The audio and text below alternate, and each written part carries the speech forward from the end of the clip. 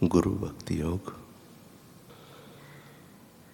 गुरु भक्ति योग का आश्रय लेकर आप अपनी खोई हुई दिव्यता पुनः प्राप्त करो।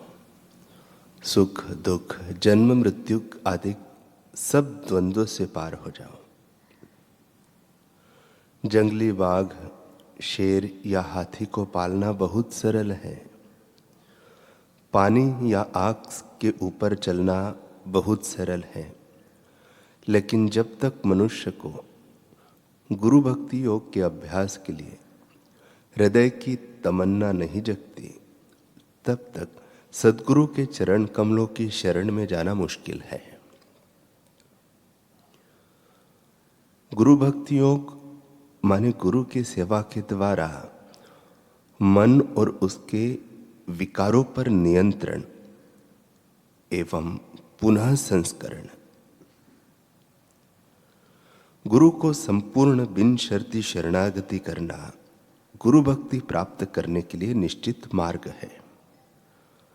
गुरु भक्ति योग की नींव गुरु के ऊपर अखंड श्रद्धा में निहित है।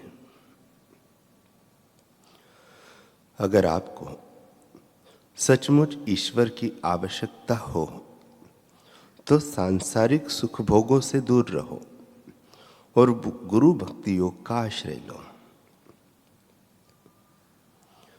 किसी भी प्रकार की रुकावट के बिना गुरु भक्ति योग का अभ्यास जारी रखो। गुरु भक्ति योग का अभ्यास ही मनुष्य को जीवन के हर क्षेत्र में निर्भय एवं सदा सुखी बना सकता है। गुरु भक्ति योग का हेतु मनुष्य को विषयों के बंधन से मुक्त करके उसे शाश्वत सुख और दैवी शक्ति की मूल स्थिति की पुनः प्राप्ति कराने का है। जो आंखें गुरु के चरण कमलों का सौंदर्य नहीं देख सकती, वे आंखें तो सचमुच में अंध है। जो कान गुरु की लीला की महिमा नहीं सुनते, वे कान सचमुच में बहरे हैं। गुरु रहित जीवन मृत्यु के समान है। गुरु कृपा की संपत्ति जैसा और कोई खजाना नहीं है। आध्यात्मिक गुरु जैसा और कोई मित्र नहीं है। गुरु के चरण कमल जैसा और कोई आश्रय नहीं है। श्रद्धा, भक्ति और तत्परता के फूलों से अपने सद्गुरु की पूजा करो। आत्म साक्षात्कार के मंदिर में गुरु का सत्संग प्रथम स्तंभ है। ईश्वर कृपा गुरु का स्वरूप धारण करती है। गुरु के दर्शन ईश्वर के दर्शन करने के बराबर है। आत्मवेता गुरु के संग के प्रभाव से अपना जीवन संग्राम सरल बन जाएगा। सद्गुरु शिष्य पर सतत आशीर्वाद बरसाते हैं। आत्म साक्षात्कारी गुरु जगत गुरु है, परम गुरु है। कल हमने अथर्व वेद में कहे हुए सद्गुरु के 6 लक्षणों के बारे में सुना था। उसमें हमने सद्गुरु के मृत्यु रूप, वरुण रूप, सोम रूप, औषधि रूप, पय रूप और मेघ रूप स्वरूप होते हैं।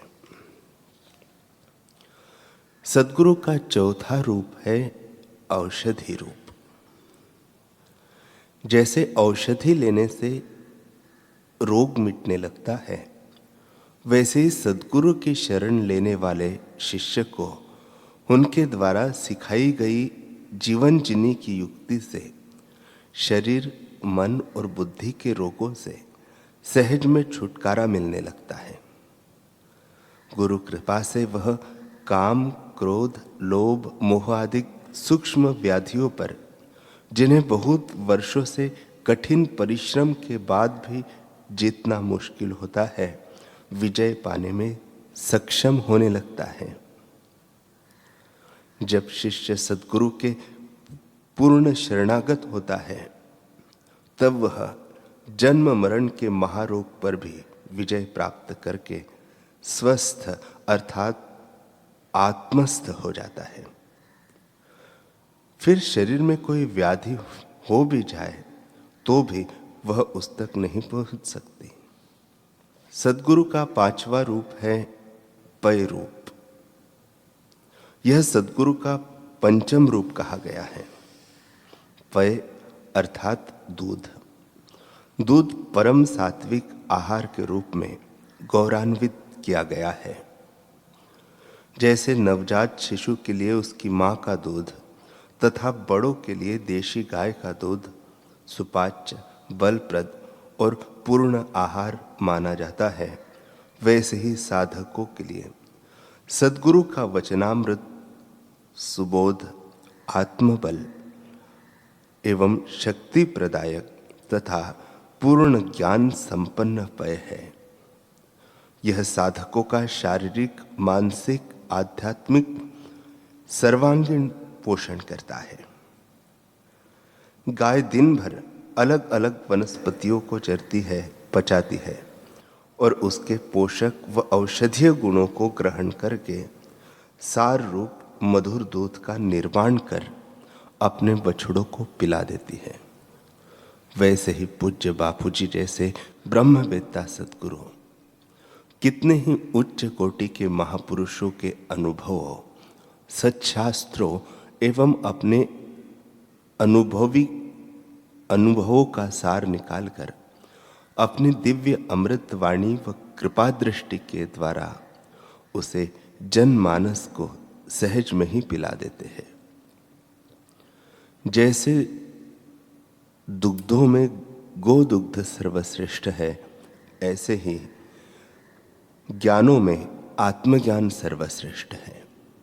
यह आत्मज्ञान, आत्मलाभ, आत्मसुख, आत्म अनुभव मानव जीवन की सर्वोपरि उपलब्धि है। यह सभी ज्ञानों, लाभों, सुखों एवं अनुभवों की चरम सीमा है। इसके बिना मानव जन्म सफल नहीं माना जाता है। सद्गुरु का छठा रूप है मेघ रूप। सद्गुरु जब मेघ रूप होकर शिष्य के हृदय में बरसते हैं, तब शिष्य परमात्म रस से तृप्त होने लगता है। जैसे गर्मी में तपी हुई भूमि पर मेघ के बरसने से उसमें शीतलता आ जाती है, हरियाली आने लगती है और वह भूमि अन्न, फल, फूल आदि उत्पन्न करके सारे संसार को तृप्ति प्रदान करती है, वैसे ही सद्गुरु संसार ताप से तपे हुए शिष्य के अंतःकरण में मेघ रूप होकर बरसते हैं और शिष्य अंतरात्मा की शांति प्राप्त करता है। उसका जीवन अद्वैत ज्ञान की मीठी सुगंध एवं अद्वैत प्रेम के माधुर्य रस से हरा भरा होने लगता है।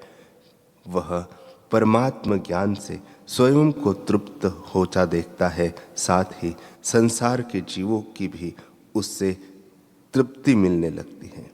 जैसे सागर का खारा पानी जब मेघरूप होकर बरसता है तभी पीने योग्य बनता है, वैसे ही वेद रूपी सागर में स्थित ज्ञान रूपी जल जब सद्गुरु रूपी मेघ द्वारा बरसता है, तब वह मनुष्यों के लिए सुगम, सुपाच्य हो पाता है और उससे शिष्य, साधक, श्रोता आत्म तृप्ति का अनुभव करता है।